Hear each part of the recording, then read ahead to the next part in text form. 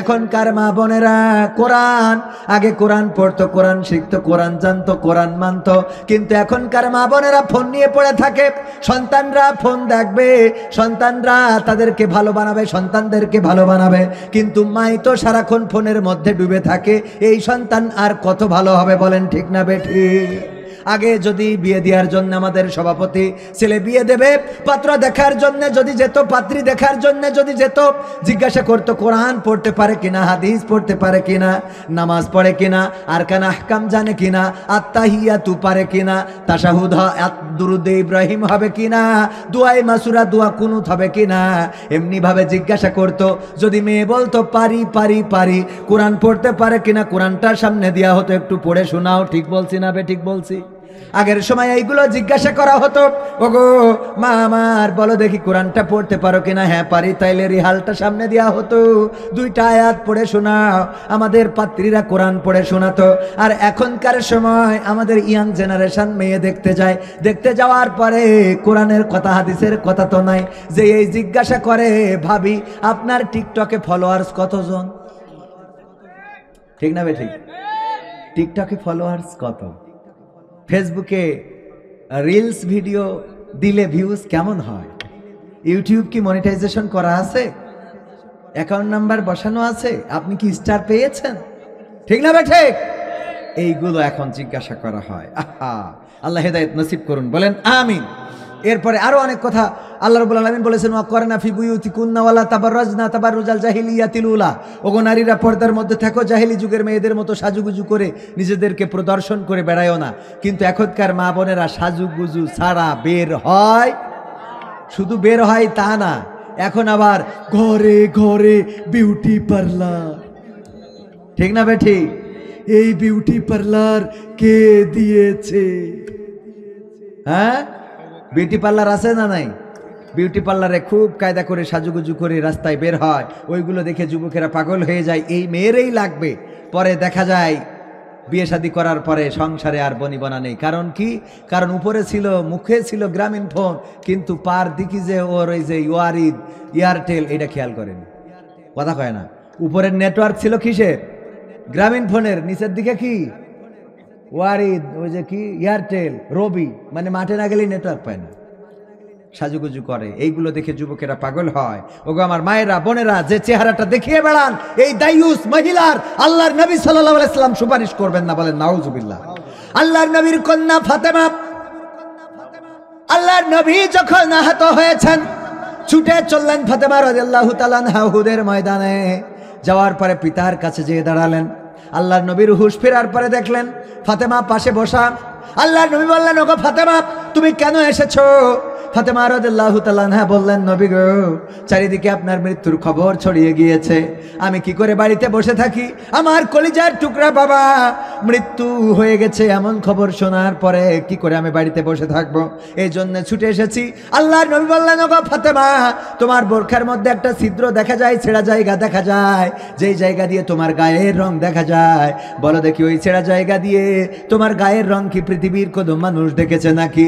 ফাতেমা রাদিয়াল্লাহু তাআলা আনহা বললেন, ওগো নবী গো, আমি যখন শুনেছি আমার পিতা বেঁচে নাই, গোটা মদিনায় খবর ছড়িয়েছে নবী মুহাম্মদ শহীদ হয়ে গিয়েছেন, এটা জানার পরে আমি ছুটে চলে এসেছি।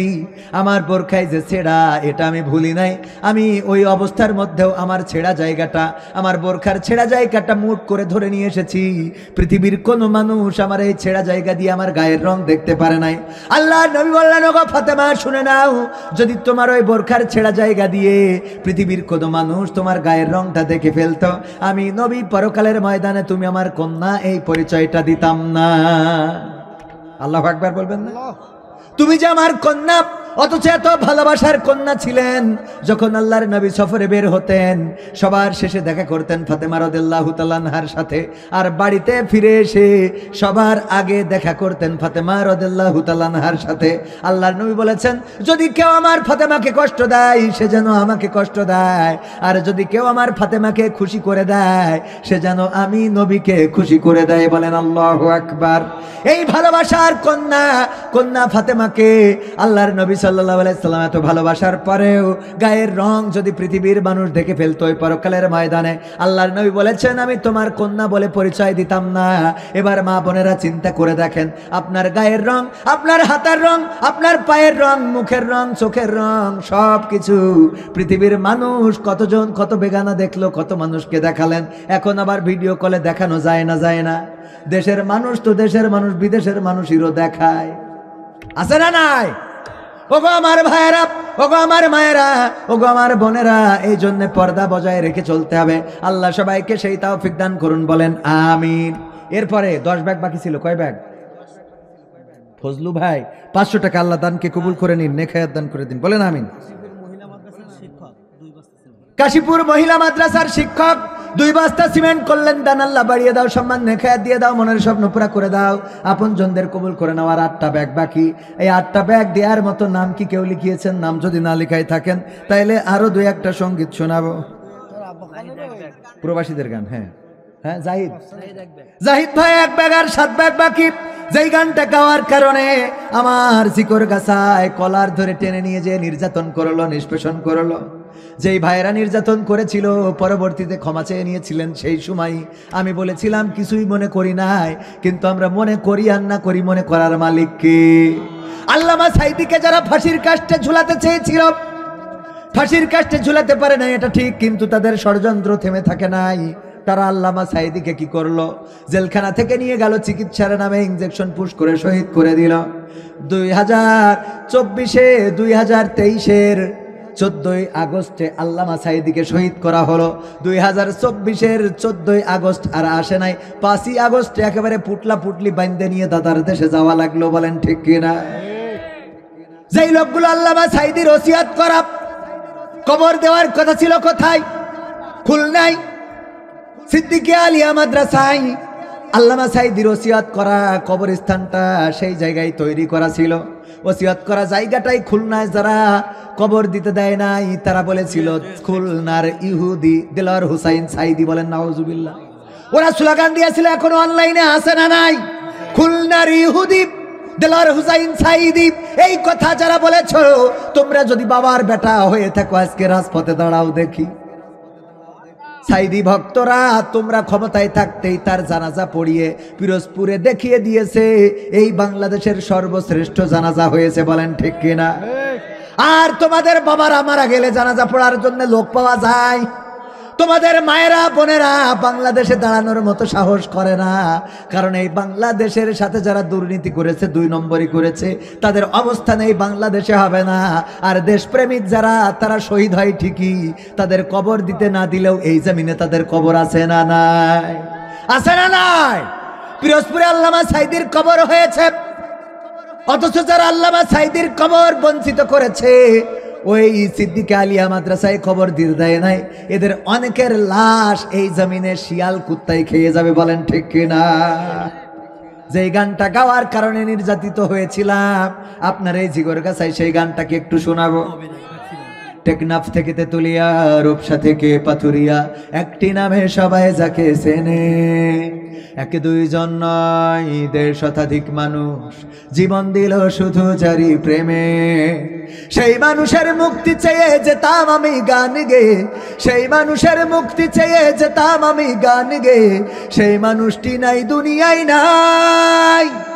আজ আর মুক্তি চাওয়ার নাই প্রয়োজন নাই রে, আজ আর আমার গানের নাই প্রয়োজন নাই, আজ আর মুক্তি চাওয়ার নাই প্রয়োজন নাই গো, আজ আর আমার গানের নাই প্রয়োজন নাই। আল কোরআনের মধুর বাণী বলতো সুরে সুরে, নবীর বাণী পৌঁছে দিত বিশ্বটাতে ঘুরে। আল কোরআনের মধুর বাণী বলতো সুরে সুরে, নবীর বাণী পৌঁছে দিত বিশ্বটাতে ঘুরে। তার মুখের এই বয়ান শুনে হতো মুসলমান, বুকের সাথে বুক মিলিয়ে ধন্য কত প্রাণ। আল কোরআনের মধুর বাণী বলতো সুরে সুরে, নবীর বাণী পৌঁছে দিত বিশ্বটাতে ঘুরে। তার মুখের এই বয়ান শুনে হতো মুসলমান, বুকের সাথে বুক মিলিয়ে ধন্য কত প্রাণ। সেই মানুষের মুক্তি চেয়ে যেতাম আমি গান গে, ওই মানুষের মুক্তি চেয়ে যেতাম আমি গান গে, সেই মানুষটি নাই দুনিয়ায় নাই। আজ আর মুক্তি চাওয়ার নাই প্রয়োজন নাই গো, আজ আর আমার গানের নাই প্রয়োজন নাই, আজ আর মুক্তি চাওয়ার নাই প্রয়োজন নাই রে, আজ আর আমার গানের নাই প্রয়োজন নাই। লাখো লোকের সমাগম হতো তার সে মাহফিলে, এসব দেখে বাতিলের জানি কলিজা যেত জ্বলে। লাখো লোকের সমাগম হতো তার সে মাহফিলে, এসব দেখে আবু জাহেলের কলিজা যেত জ্বলে। সুরে সুরে তার কেটে যেত যে আধার অমানিসা, পথহারারা খুঁজে পেত সঠিক পথের দিশা। লাখো লোকের সমাগম হতো তার সে মাহফিলে, এসব দেখে আবু লাহাবের কলিজা যেত জ্বলে। সুরে সুরে তার কেটে যেত যে আধার অমানিসা, পথহারারা খুঁজে পেত সঠিক পথের দিশা।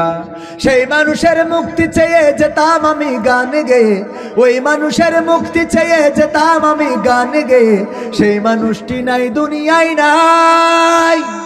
আজ আর মুক্তি চাওয়ার নাই প্রয়োজন নাই রে, আজ আর আমার গানের নাই প্রয়োজন নাই, আজ আর মুক্তি চাওয়ার নাই প্রয়োজন নাই গো, আজ আর আমার গানের নাই প্রয়োজন নাই।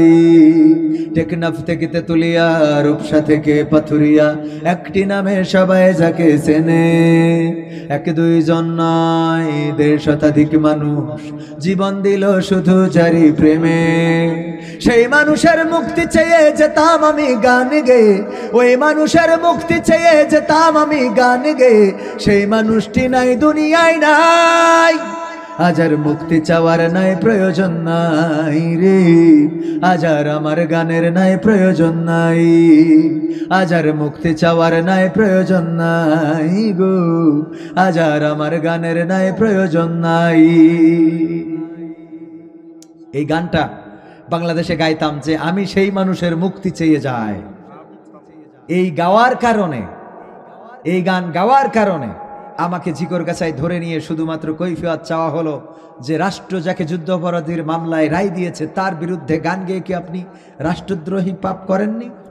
আমি বললাম সে রাষ্ট্রের কাছে অপরাধী হতে পারে, কিন্তু আমাদের কাছে একজন কোরআনের খাদেম, একজন মুফাসসির, গোটা বাংলাদেশে তাফসীর করেছেন, যার আলোচনা শুনে তাওহীদি জনতারা জাগ্রত হয়েছে, যার আলোচনা শুনে পথহারা মানুষেরা পথের দিশা পেয়েছে, যার আলোচনা শুনে অন্যান্য ধর্ম অবলম্বীরা ইসলামের আলোয় আলোকিত হয়েছে, কোরআনের আলোয় আলোকিত হয়েছে, কালেমা পড়ে মুসলমান হয়েছে, জান্নাতের পথটা খুঁজে পেয়েছেন।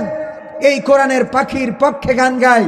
রাষ্ট্র কাকে রায় দিয়েছে তার বিপক্ষে বা তার পক্ষে নয়, বরং আমি শুধুমাত্র একজন কোরআনের তাফসীর কারক, তার পক্ষেই কথা বলি, তার পক্ষেই গান গায়। অপরাধ এটাই আমাকে জয় বাংলা বলতে হলো, জয় বঙ্গবন্ধু বলতে হলো। এরপরে বলা হলো যে ভবিষ্যতে সাবধান, বাজারগুলোতে উঠতে দেয়া হতো না, ঘোষণা দেওয়া হয়েছিল। এমনকি নাম বলবো না, এই অঞ্চলের একজন কুলাঙ্গার নেতা ছিলেন, আমার ব্যাপারে ফেসবুকে স্ট্যাটাস যে একটা গুপ্ত ভাইরাস ঝিকরগাছায় আছে, যে জামাতের এজেন্ডা নিয়ে কাজ করে বেড়াচ্ছে, তাকে যদি এই মুহূর্তে দমন করা না যায় তাহলে ঝিকরগাছাকে নিরাপদ করা যাবে না। আমাদের দমন করে তোমরা নিরাপদ হতে পারবে না, বরং আমাদের রক্ষা করলেই তোমাদের নিরাপত্তা আসবে। ঠিকানা তানজিমুল কোরআন ক্যাডেট মাদ্রাসা। আমি একটা মাদ্রাসা করেছি জানেন আপনারা, ছুটিপুরে। আবাসিক চালু হবে আগামী 13 তারিখ থেকে। 180 জন ছাত্রছাত্রী আমরা প্রথম বছরেই, আমাদের ক্যাপাসিটি নাই, ছিল 120, কিন্তু 180 জন নিতে হয়েছে। প্রতিনিয়ত ফেরত দিতে হয় ছাত্রছাত্রী। উনি সেই মাদ্রাসার শিক্ষক, আমার থেকে অনেক বড় আলেম, অনেক বড় ওয়াইজিন, অনেক বড় কোরআনের। ওনার কাছ থেকে আজকেও কোরআন শুনে এখানে আসছে, ঠিক তো? বললাম ভাই একটু কোরআন পড়েন। আমি তো কিছু না, আমি তো এমনি মনে করেন এই ওই যে খালি ঢোল বাজে বেশি, এই করি মনে করেন। আমার খালি টাকা বেশি নেওয়া ছাড়া আর অন্য কোনো যোগ্যতা আছে বলে মনে হয় না। বাকি যোগ্যতা উনাদের, কিন্তু ওনারা টাকা পায় না। এই হলো সময়, ওনাদের একটু টাকা দিলে ভালো করে নিতে পারতো। যাই হোক, ওনাকে সাথে করে নিয়ে আসছি এই মাদ্রাসায়। এই মাদ্রাসাটা করেছি, এই মাদ্রাসার হিফজুল কোরআন বিভাগ হবে খুব তাড়াতাড়ি।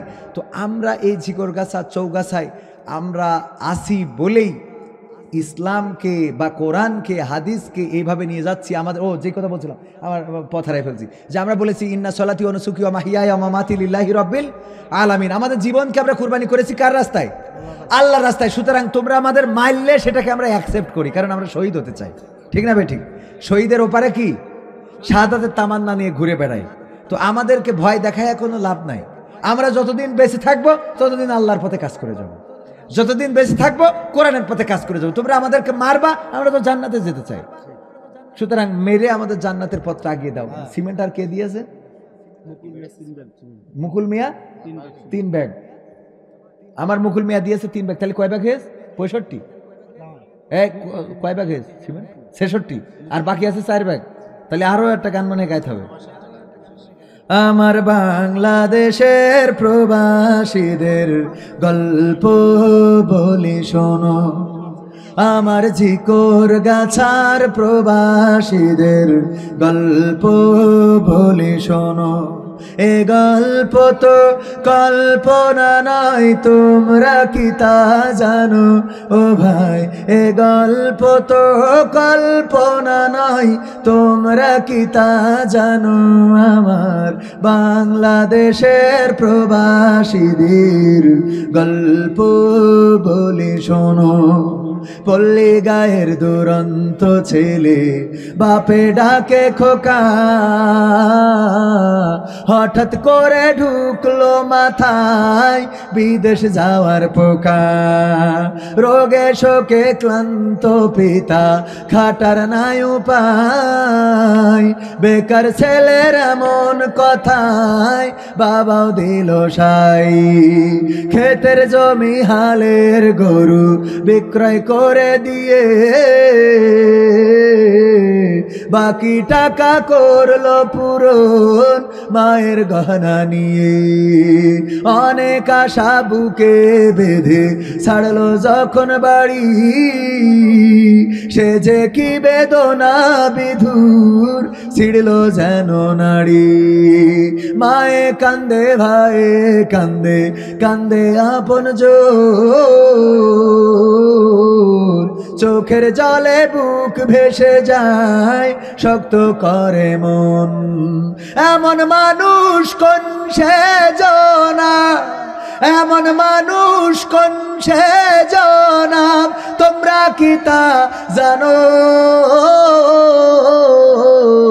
আমার বাংলাদেশের প্রবাসীদের গল্প বলি শোনো, আমার পদ্ম পুকুরের প্রবাসীদের গল্প বলি শোনো। বিমানেতে বসে খোকা জানালারি পাশে, নীল আকাশে তাকিয়ে দেখে মায়ের ছবি ভাসি। আঁচল দিয়ে চোখ মুছে মা প্রভুকে যে বলে, আল্লাহ তুমি ভালো রেখো আমার কোলের ছেলে। খোকা যে ছিল মা জননীর কলিজারি বোটা, ভাবতে সব চোখ ভিজে জল পড়লো ফোঁটা ফোঁটা। এমন মানুষ কোন সে জনা, এমন মানুষ কোন সে জনা, তোমরা কি তা জানো? আমার বাংলাদেশের প্রবাসীদের গল্প বলি শোনো, আমার ঝিকর গাছার প্রবাসীদের গল্প বলি শোনো। নদ নদী আর সাগর নগর দিয়ে খোকা পাড়ি, পোষালো যে অতি সাধের বিদেশেরও বাড়ি। অনেক কষ্টে মিলল খোকার এমন একটা কাজ, হাড় ভাঙা খাটুনি তাতে সকাল দুপুর সাজ।